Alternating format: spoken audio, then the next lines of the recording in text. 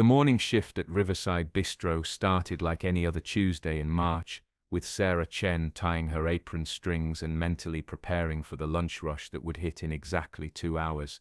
She moved through the empty dining room with practiced efficiency, setting tables with the kind of quiet precision that had defined her 3 years at the restaurant. Most people didn't notice Sarah. She was the waitress who never made mistakes, never raised her voice, never drew attention to herself.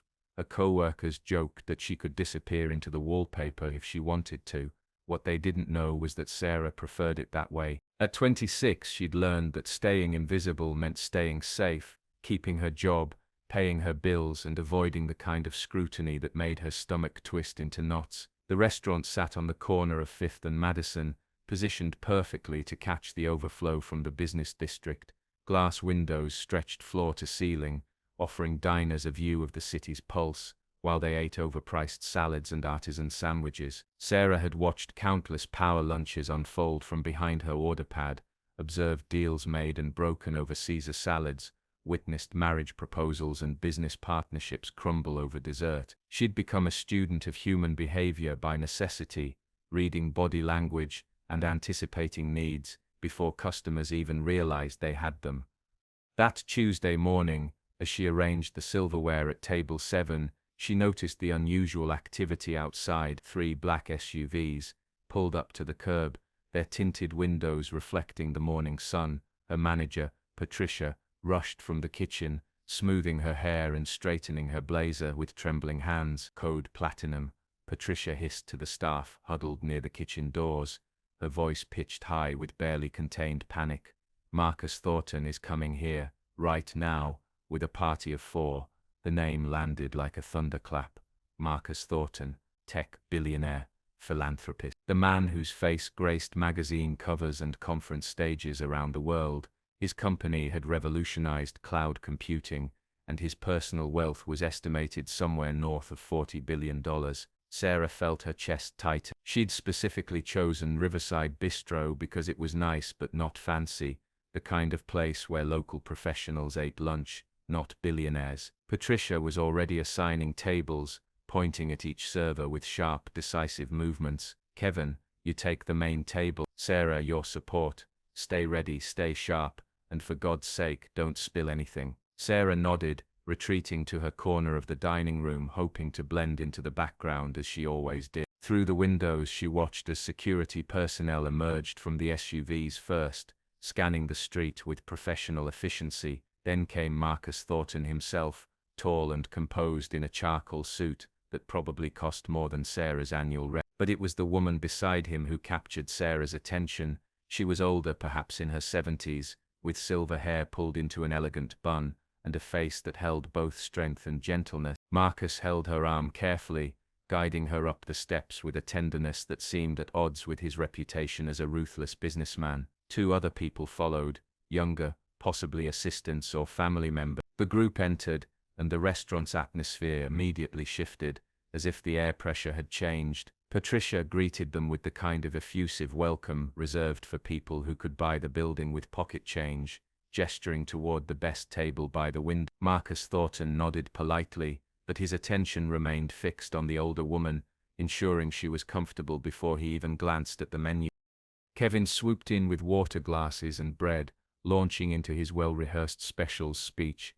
Sarah watched from her station, noting how the older woman's eyes moved around the room with a peculiar intensity, taking in everything but never quite focusing on Kevin's face.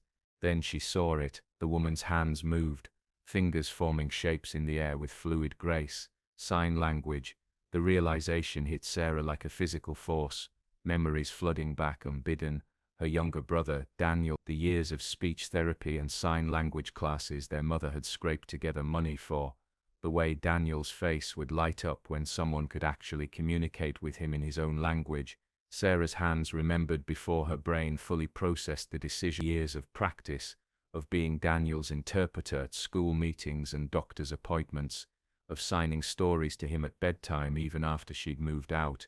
She'd let it slip away after Daniel died 5 years ago, the grief too heavy to carry the language they'd shared. But muscle memory was powerful. Kevin was still talking, oblivious, describing the salmon special with elaborate hand gestures that mimicked nothing the older woman could understand.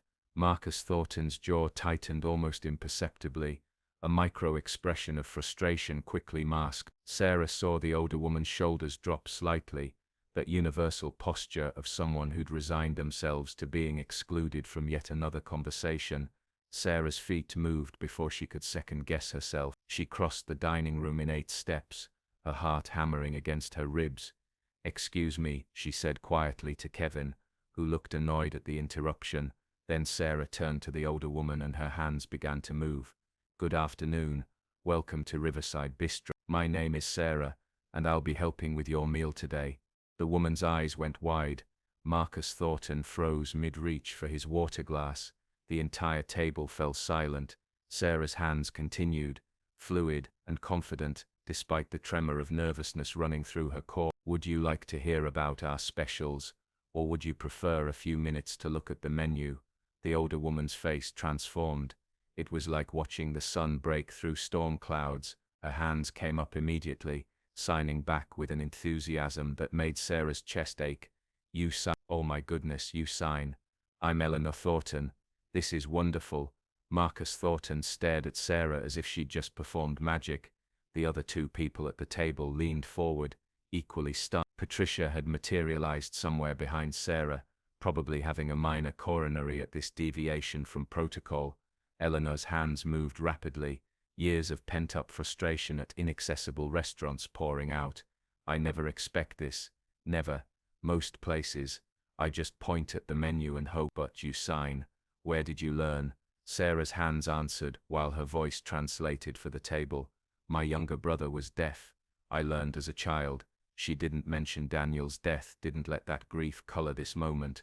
Eleanor deserved joy, not Sarah's sadness. What happened next unfolded in a way that would replay in Sarah's mind for years to come. Eleanor began asking questions about the menu, real questions, not the simplified pointing and nodding that had evidently become her norm at restaurants. She wanted to know if the soup was cream-based or broth-based because cream upset her stomach.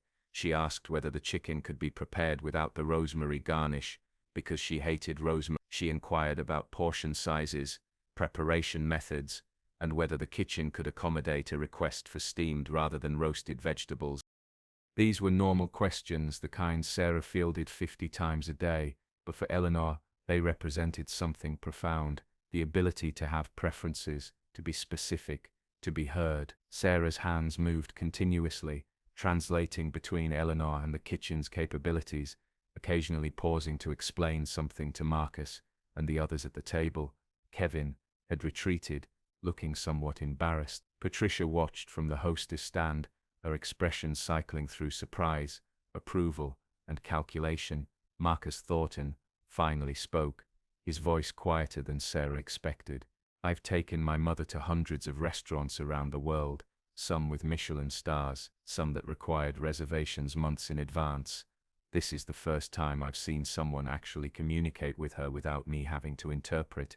His eyes, when they met Sarah's, held a mixture of gratitude and something that looked like shame. "I've spent billions on technology to connect people, but I never thought to train my own staff in sign language."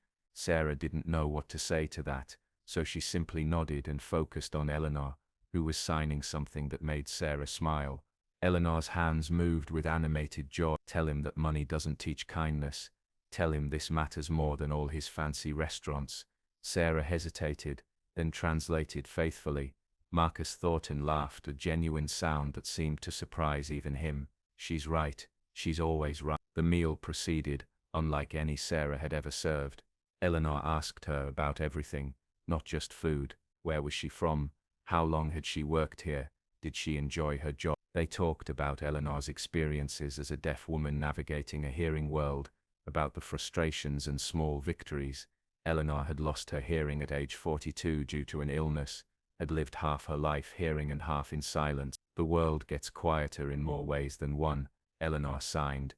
"People talk over you, about you, like you're not there, like losing your hearing also made you lose your mind." Sarah understood more than Eleanor might have guessed. Being invisible by choice was one thing. Being invisible because others couldn't be bothered to see you was another entirely. Other diners had begun to notice the unusual scene, a waitress and an elderly woman having an animated conversation entirely in sign language, while one of the world's richest men watched with rapt attention. Phones came out. Within minutes, people were filming discreetly, posting to social media, the modern reflex to document anything unusual. Sarah was too focused on Eleanor to notice, but Patricia saw, and her expression shifted from approval to something more calculating.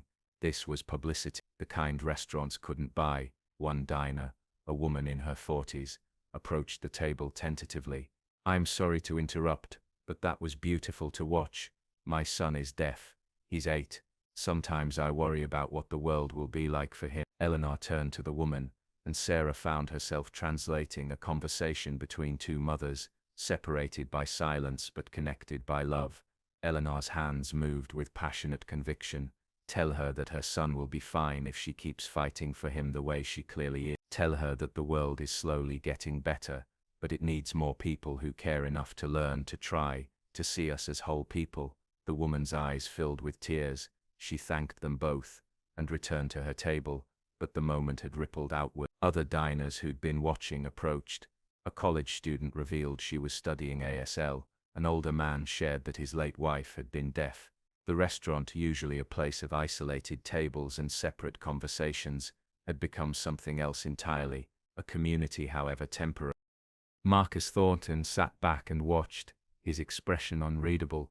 When Eleanor finally finished her meal, signed that everything had been delicious, and thanked Sarah with a warmth that made Sarah's throat tight, Marcus asked to speak with Patricia. Sarah returned to her other tables, suddenly aware that her hands were shaking. The adrenaline of the last 90 minutes was wearing off, leaving her feeling exposed and uncertain. She'd broken her own rules. She'd been visible. She'd been seen. Patricia emerged from her conversation with Marcus Thornton, looking dazed. She pulled Sarah aside near the kitchen, her voice urgent. "He wants to hire you as his mother's personal companion. He's offering 3 times what you make here, full benefits, travel opportunities." Sarah's stomach dropped. "I can't," she said automatically. "I have this job. I have." 3 times, Patricia repeated. "Plus benefits." "Sarah, this is a lottery ticket. You don't say no to lottery tickets." But Sarah was shaking her head before Patricia finished. The old panic was rising, the familiar fear of being too visible, too exposed. "I like it here. I know the routine. I can't just..." She stopped because Eleanor was approaching. Marcus a step behind her. Eleanor's hands moved slowly, deliberately. "I know we just met. I know this is strange, but I felt something today I haven't felt in years. I felt heard, not interpreted, not translated, heard by someone who understands the language, not just the words." Marcus spoke gently. "She doesn't have many people in her life who sign. I've hired interpreters, of course, professionals, but it's not the same as having a friend who simply understands. I'm not asking you to give up your life. I'm asking if we could be part of it. Dinner once a week, outings when you're available, however much or little you're comfortable with." Sarah looked at Eleanor, at the hope in her eyes that was tempered by experience, the expectation of disappointment worn into the set of her shoulders. She thought about Daniel, about all the people who'd treated him like he was less than because he couldn't hear their words, about the teachers who'd called him difficult when they'd simply been too lazy to learn his language. "I'm not a professional interpreter," Sarah said, her hands moving as she spoke. "I just learned for my brother." Eleanor's response was immediate. "That's exactly why it mattered. You didn't learn it as a job. You learned it as love." The simplicity of that statement broke something open in Sarah's chest. Some wall she'd built after Daniel died, after she'd lost the one person who made her feel truly understood. Sarah agreed to one dinner, just one, to see how it felt. That dinner turned into a standing weekly appointment, then twice weekly. Within a month, Eleanor and Sarah had formed a friendship that surprised them both. Eleanor was sharp, funny, wickedly intelligent, and utterly frustrated by a world that consistently underestimated her because of her deafness. She'd been a mathematics professor before her illness, had published papers that advanced field theory, had a mind that operated on levels most people couldn't fathom, But after losing her hearing, she'd watched her professional respect evaporate. Colleagues who'd sought her opinion suddenly talked around her. Conferences became inaccessible. She'd retired early, not because she wanted to, but because the academic world couldn't be bothered to accommodate her. I became my son's mother. Eleanor signed one evening over dinner at the Thornton family home, a sprawling penthouse that still managed to feel warm. That became my entire identity. Marcus's deaf mother, not Eleanor the mathematician, not Eleanor the person, just the disability. Sarah understood. She'd become Daniel's sister first, Sarah second. After his death she'd become the girl whose brother died, another label that obscured her actual self. Marcus joined them for these dinners when his schedule allowed. Sarah learned that his drive, his obsessive need to build and create, stemmed partly from watching his mother's brilliant mind be dismissed and wasted. He'd built communication technologies, partly in her honor, though he admitted he'd never quite bridged the gap in his own family. "I can hire the best interpreters," he said one night, "but I never learned myself. Not really. I know basic signs, emergency phrases, but I never committed to fluency. I told myself I was too busy." The guilt in his voice was palpable. Eleanor's response was characteristically blunt. "You were building empires."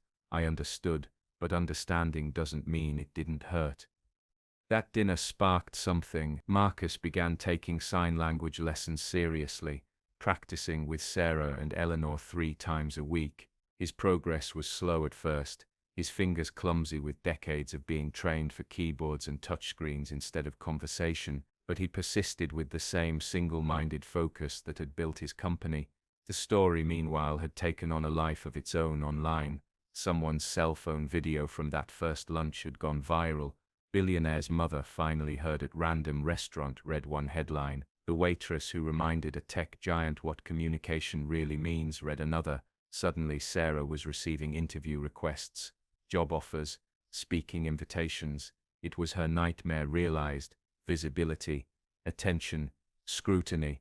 She declined everything, but the attention didn't fade. It intensified when Marcus announced a new initiative through his foundation, a program to train restaurant and service industry workers in basic sign language, funding for deaf accessibility, grants for businesses that committed to inclusive practices. He credited that lunch at Riverside Bistro, credited Sarah and his mother for reminding him what his technology was supposed to be, for connecting people, not replacing human connection.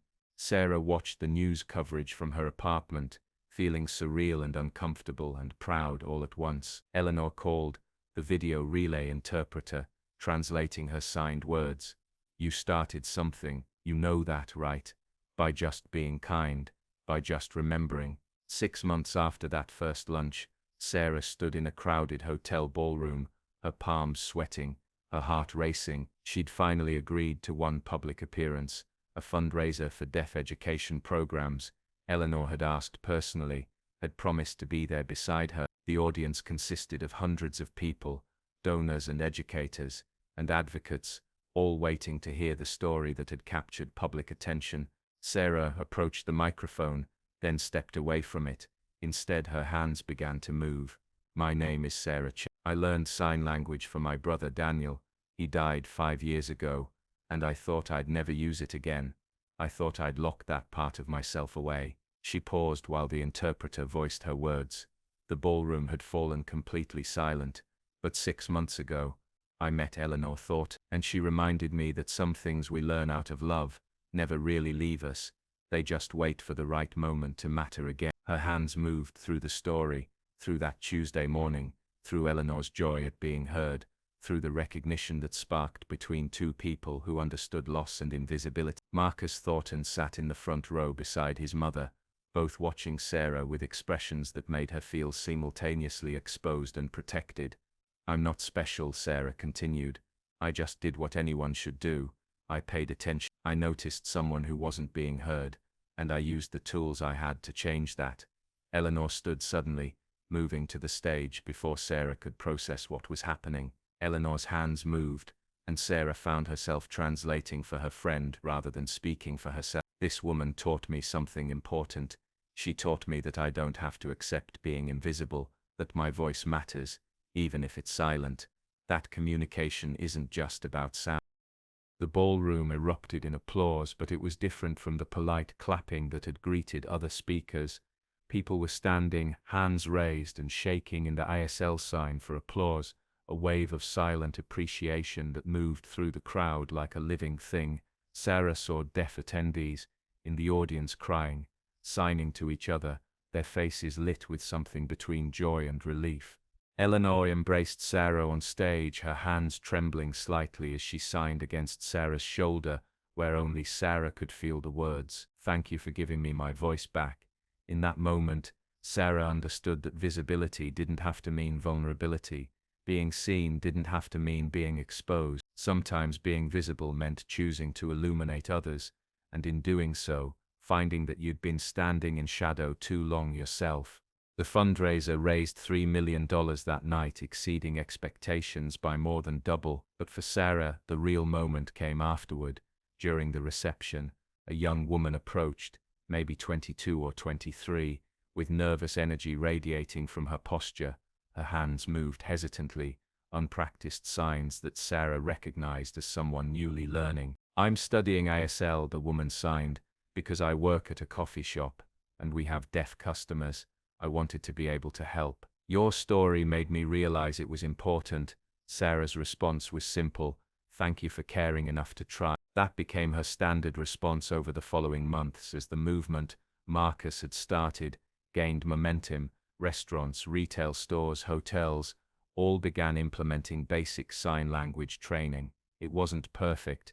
Many places did it performatively, the bare minimum to earn good press. But some truly committed saw it as the beginning of genuine accessibility, rather than the end goal. Eleanor and Sarah's friendship deepened into something neither had expected. They traveled together, Eleanor finally able to visit museums and theaters and restaurants without the exhaustion of constantly advocating for her own access. Sarah discovered she enjoyed the visibility after all, when it served a purpose beyond herself. She returned to school part-time, pursuing certification as a professional interpreter, finally finding purpose in the skills she'd developed for Daniel.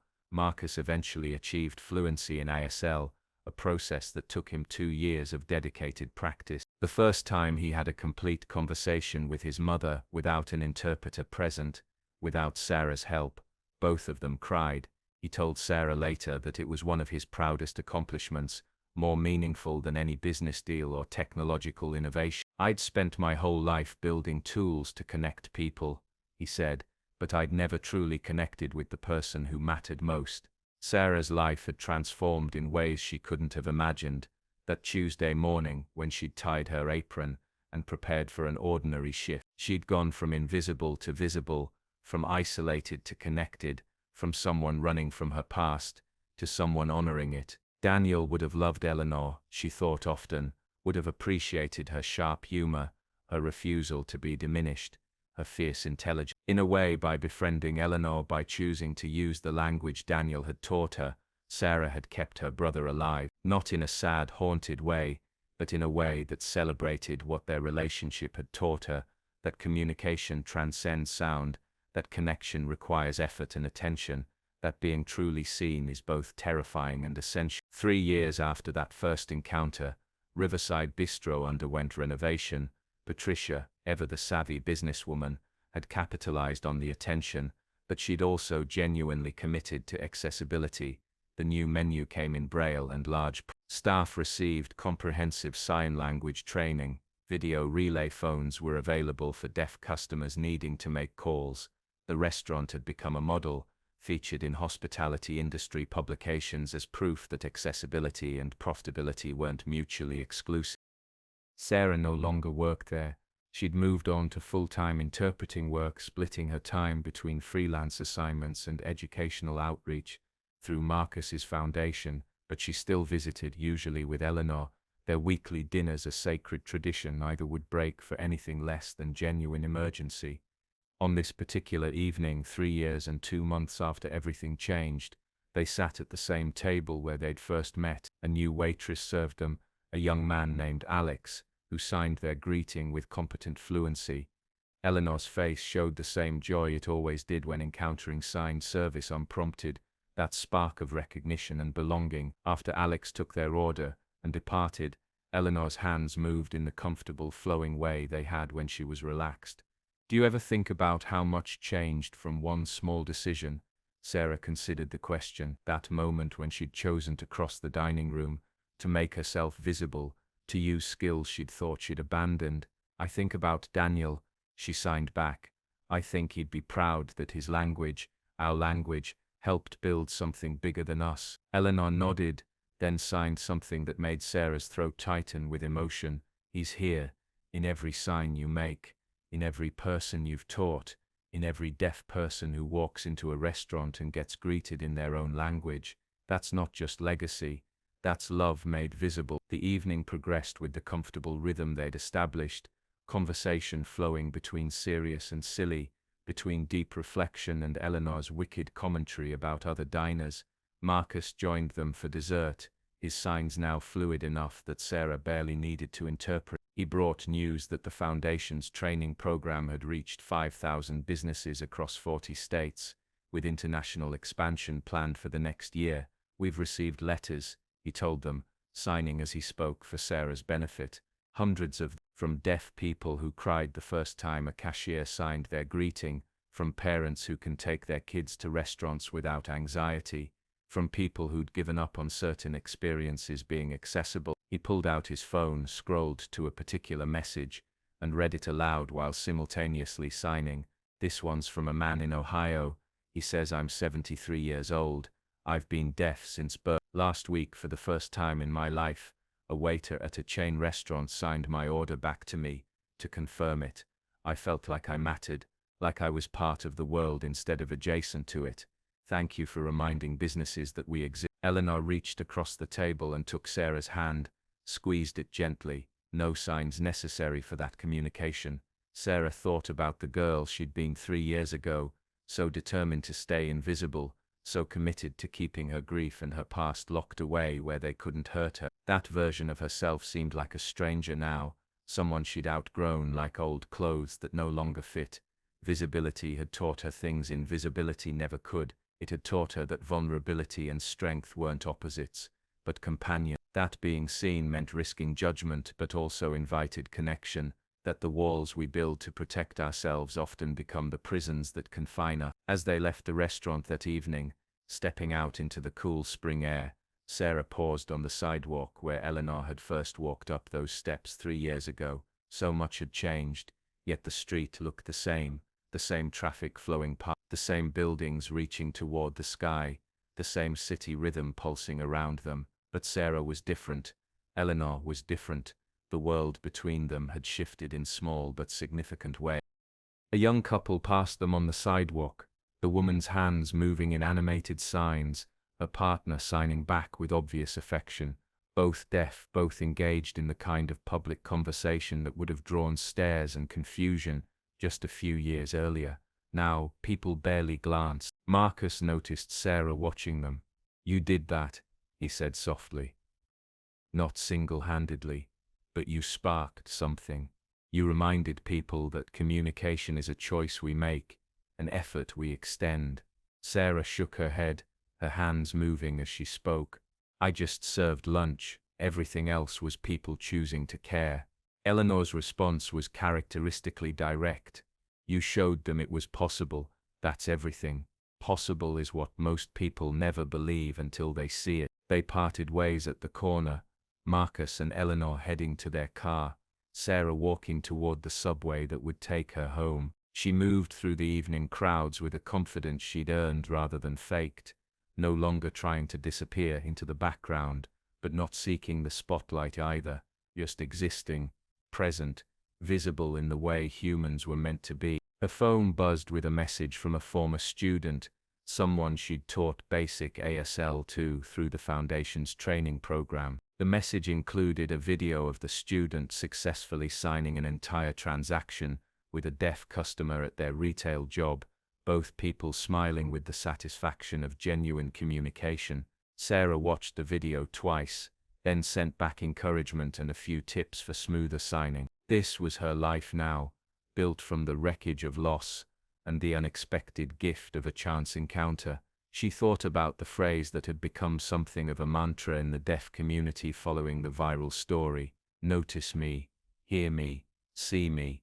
Simple words, but they contained multitude. The basic human need to be acknowledged, to matter, to exist fully in a world that so often reduced people to categories and assumptions. That evening, in her small apartment filled with photos of Daniel and newer pictures of Eleanor and herself at various events and adventures, Sarah sat at her desk and began drafting a new curriculum. The foundation wanted to expand training beyond basic service industry interactions, wanted to create comprehensive programs for educators, healthcare workers, emergency responders.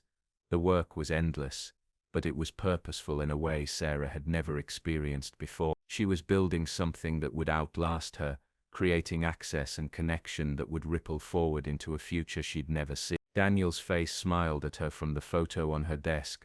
Forever 14, forever the little brother who'd taught her that language was more than sound, that love found ways to communicate that transcended any single sense.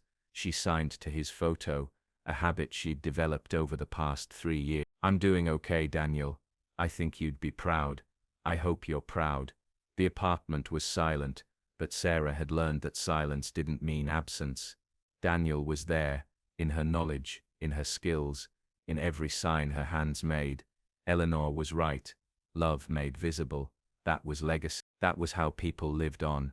Outside her window, the city continued its endless rhythm, millions of people moving through their lives most invisible to each other, ships passing in the night. But scattered among them now were small moments of connection, brief exchanges in sign language at coffee shops and grocery stores, in restaurants and hotels, tiny acknowledgements that said, "I see you, you matter, you belong." Sarah had learned that change didn't require grand gestures or sweeping reforms, though those helped.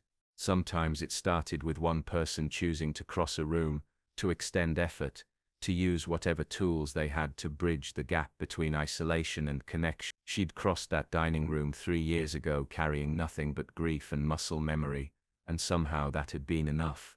Not to fix everything, not to solve systemic problems overnight, but to plant seeds that grew in directions she couldn't have predicted. As she turned off her desk lamp and prepared for bed, Sarah felt something she hadn't experienced in the 5 years since Daniel's death: peace. Not the absence of grief, but the presence of purpose. Not the erasure of loss, but the transformation of it into something that honored what had been lost while creating something new. Tomorrow she'd wake up and do the work again, teach another class, interpret another meeting, answer another email from someone inspired to learn sign language. The work would never be finished, but that was okay. Some things weren't meant to be completed, only continued, passed forward like a torch in darkness, each person carrying it a little further before handing it to the next willing hands. Sarah fell asleep thinking about Eleanor's words from dinner, about love made visible, about legacy built not from grand achievements but from small consistent choices to see people, to honor them, to make space in the world for their full humanity. It was enough. It had always been enough. She just hadn't known it until a Tuesday morning when 3 black SUVs pulled up to a restaurant and an elderly woman walked through the door, hoping for nothing more than lunch and receiving instead the simple gift of being heard.